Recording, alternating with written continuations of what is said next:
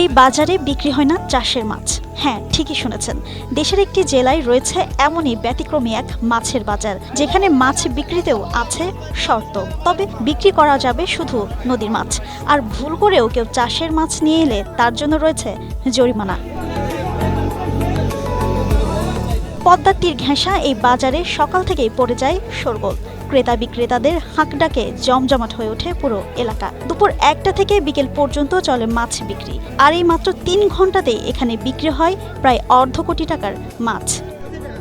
যারা পদ্মার মাছ, এখানে বিভিন্ন কোনো মাছ আসে না, কোনো চাষের মাছ বিক্রি হয় না। এখানে চাষের মাছ বিক্রি হলে ডালা মাছ উঠবো না। বসুন্ধরা কিংবা জলসিঁড়িতে অ্যাপার্টমেন্ট কিনুন ভাইয়া হাউজিং থেকে। ইলিশ, চিংড়ি, বোয়াল, পাঙ্গাস, চিতল, বাগার, শোল, ট্যাংরা, পাবদা, আইড় সহ পদ্মার নানা প্রজাতির মাছের দেখা মেলে এই বাজারে।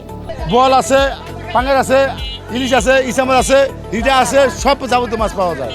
এখানে আসবেন প্রতিদিনকে 12:30টায়। তবে এই বাজারের আসল চমক অন্য জায়গায়। এখানে বিক্রি করা যায় না চাষের মাছ। মাছ বিক্রেতারা বলছেন, নিয়ম ভেঙে কেউ চাষের মাছ বিক্রি করলে গুনতে হয় জরিমানা, আর সেই জরিমানার পরিমাণ সর্বোচ্চ $1,00,000 পর্যন্ত। 12:40 ডাক হয়। এখানে কোনো চাষের মাছ বিক্রি হয় না। চাষের মাছ বিক্রি হলে $1 লক্ষ জরিমানা, ঠিক আছে। আর এখানে বিভিন্ন ধরনের যত হাঁসরা মাছ আছে, সম্পূর্ণ হাঁসরা মাছ আছে ভাই। এখানে কোনো নেই, সব পাইবেন নদীর মাছ, পদ্মার মাছ।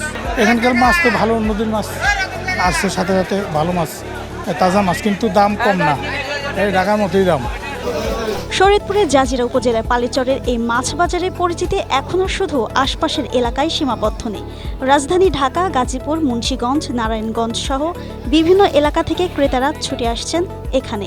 পদ্মা সেতু চালু হওয়ার পর সহজ হয়েছে যাতায়াত, আর বেড়েছে বাজারটির ক্রেতাও।